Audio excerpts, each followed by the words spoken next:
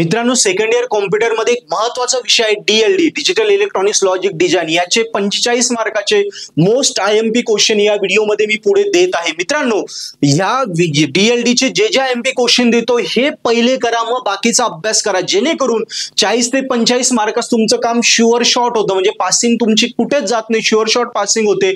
ही केल्यानंतर मग बाकीचा तुम्ही डिटेल अभ्यास करू शकता.